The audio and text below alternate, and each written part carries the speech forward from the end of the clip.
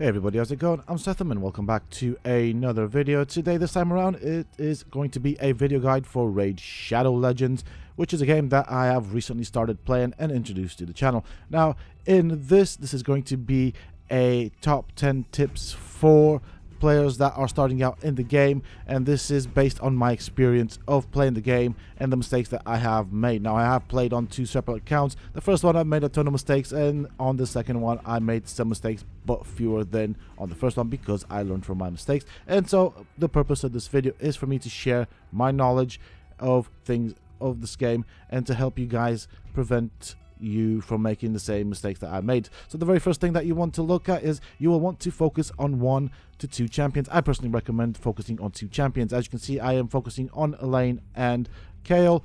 I've got all of the starting champions. I was lucky enough to get them from shards, and the best starting champion from my perspective is of course Kale because of the poison that he applies. It is a high level poison, so you can get a 2.5% poison application or a 5% poison. He is definitely useful all around because of that. Plus he does do AoE damage, and he does do quite good generally in all situations. Now, why I say you want to focus on 2 champions is as you are starting out and progressing through the campaign, when you need to rank up your champion from a 3-star to a 4-star, you will want to well, what will happen actually is your champion will go to a 4-star but then go back to level 1. So that ranked up second champion will help pull the first champion through it, and then as the things change, it will rotate where the second champion will rank up and you'll use the first champion to pull them through. So that is one of the very first things that I really recommend. Now, later on, once you become good, you will be able to use just 1 champion throughout the campaign, but as you're leveling up, you will probably most likely need 2 champions. So the way ranking works in this game is that all champions will be able to rank up, so you will have common, uncommon, rare, and epic and legendary champions. A common champion will have 1 star and so therefore be able to level up to 10, and an uncommon champion which has a green border will have 2 stars, therefore able to rank up to 20, and it goes all the way up to legendary, which will have 5 stars, therefore will be able to rank up or level up to 50. Afterwards, you will have to pretty much add another star by ranking them up. The maximum we can get is 6 stars, therefore level 60, which will make a significant boost. But to do that, you will need, for example, in this case for me, for Kale, to rank him up to a 6-star, I will need 5 champions that will be of 5 stars. So obviously what I aim to do here and what I say is and recommend is use the common and uncommon champions to do this. That means you will of course have to level them up, then rank them up, then level them up again, then rank them up until you get to that point. You do not want to waste your rare, epic, and legendary champions, not at least until you have 1 of each. Especially for the rare champions, you will eventually get to the point where you'll have multiples of them, and it's up to you to decide what you want to do them. But until you get to that point, my honest suggestion is do not use them as food. Very, very important, because they will be useful in many things, one of which will be, for example, possible fusions. It is easier to get the green or the uncommon champions if needed for fusions, but from the rare quality upwards it just becomes more and more difficult. You don't want to waste them. I am a bit of a collector, so I do like to collect these sort of things. Also, for example, you also want to keep an eye out on what competitions and what championships are going on. You might want to save your shards. You will of course have most of them to be green shards, but if you try and save them up until there's a competition that has to do with opening up shards or getting champions through shards, you want to use them then, because you're hitting 2 birds with 1 stone. You're also getting the champions, but you're also participating in the competition, and so there you go, you'll get some rewards from that. The next thing is, especially at the beginning of the game, and when I say beginning of the game, at least halfway through the campaign, you do not want to waste any champions whatsoever because they will be rare. Do not use them as food.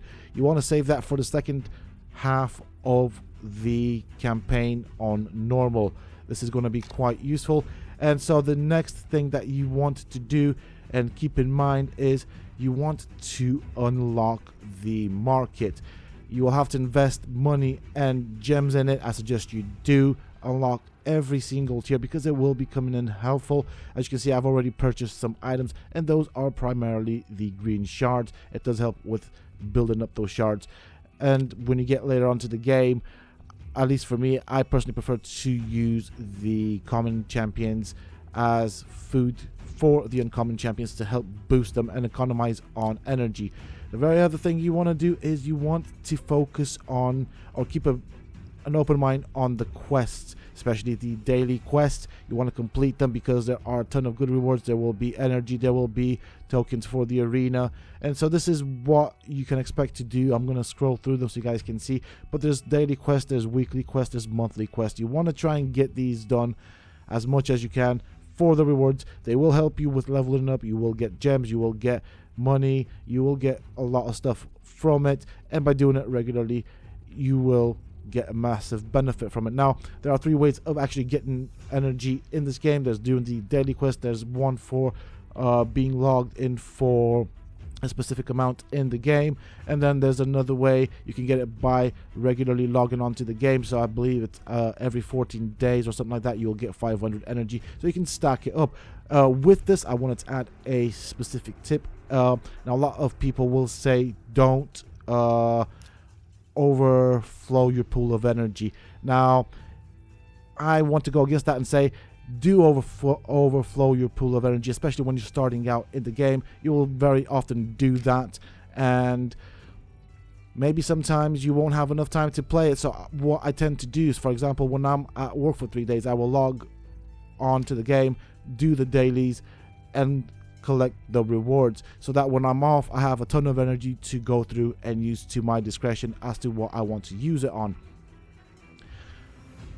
Now, in terms of leveling up, for example, you also want to look at the upgrades for armors. Do not upgrade anything unless you need it. Very important. Keep all armors until maybe at the end of the campaign on normal. All armors, for example, these 3 at the top, will always have a flat stat, then other stats or substats below them. That's never going to change, but for the weapon, the head, and the shield, you want to look at substats with percentages.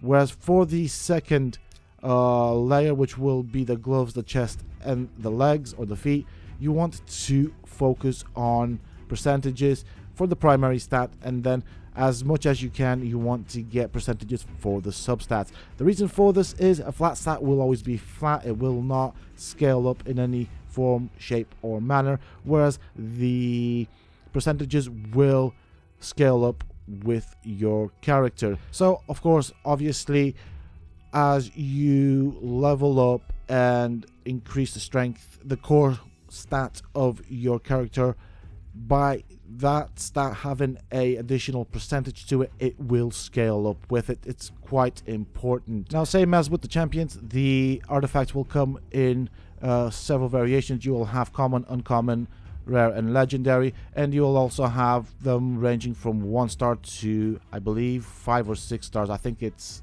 6 star. So obviously what this means is that a 6-star common will be worse than a 6-star legendary, and this will be, of course, for several reasons. So the base stat will differ a tad bit in the sense that there will be a smaller number or bonus on the higher quality item, but also the higher quality of the item is the more of the stats you will know that you will have, and as you level up that item, you will get a random point into any of them stats, so it does end up stacking up kind of like double.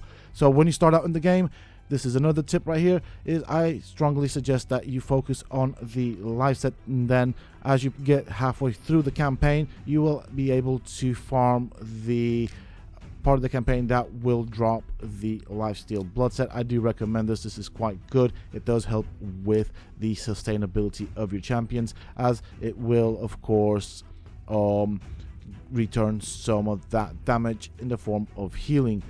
which is really, really good. Over here, as you can see, I've got a ton of champions, and so what I've done here, I have not used up as food any of the rare champions. I've got them in vaults, I've got duplicates, I've got them all over the place. I'm gonna stack up as many of these champions as I can, use them if I can. So for example, I have a ton of these dogs right here. As you can see, I'm not quite sure what they're called, but that is because that is a level I've been farming for quite a while with regards to leveling up my champions. I actually have 4 in the vault and 3 out, so I'm going to start looking at using these guys up for the purpose of food. The ones in the vault stay in the vault, the ones out I will be using up. As you can see, I've got loads of duplicates from all the farming that I've done. Now, if you're unsure what champion you want to keep and what champion you want to use, there's a little section in the champions button. It's a little graph icon where you can press on that and you will get the rating from the community for that champion for each individual task. In this window, you will also have a separate tab where you can look at the gear that people recommend for that specific champion. This changes for each individual champion, and so I do strongly suggest looking at that. It does help a great deal. The gears that people recommend will be shown with both the main stat and the substats, and so I do strongly suggest going for it, looking at it, or at least considering it when you are going through the game. I found most of that to be quite useful. Another thing I want to point out is focus on doing your challenges, maybe not at the beginning, but at least once you get towards the end of the normal campaign. This will help you a lot with regards to money, gems, energy, and everything else, so it's most definitely something worth keeping in mind. Now, as you play through the game, you will finish the normal campaign. You will then move on to the harder campaign, and so what I recommend is once you get through the hard campaign, then maybe you want to start looking at the clan boss. Now obviously you won't really do much as long as you meet the minimum damage put for the clan boss. It's definitely worth doing it because you will be using up the keys, therefore you will constantly be generating them. You do have a time remaining for the clan boss, and if you click on the key you will see how much time you have remaining until you get the next key. But it's worth doing that because you will get rewards both in the form of money, items that you will need to the game, and even artifacts. Now some artifacts may be good, others may not be good, but for those that aren't good you can always sell them for some extra cash. And that is pretty much it with regards to this guide. There are probably more than 10 tips here. I did say 10 tips at the beginning of the video. I'm not sure if I'm gonna number them or not. I might do that, I might not. But I did want to point out and put out all this information. I do think it is useful stuff. And as I said, some stuff you may already know from previous videos or from your own experience. Some stuff you may not. I do hope that this has helped. And if it does, please don't forget to support me in the channel by hitting that like button. Subscribe to the channel if you're new and haven't already for more similar content from myself. And if you have just subscribed, why not? Check out some of my other videos and guides here on this channel. Who knows, you might just enjoy them. And don't forget to hit that bell icon so that you get notified when I upload new videos and content to the channel. Also, for those interested, you can always find me on the Sethum Discord. Links to this, of course, you can find down below in the video's description as well as in a pinned comment from myself. Until next time, stay safe, folks.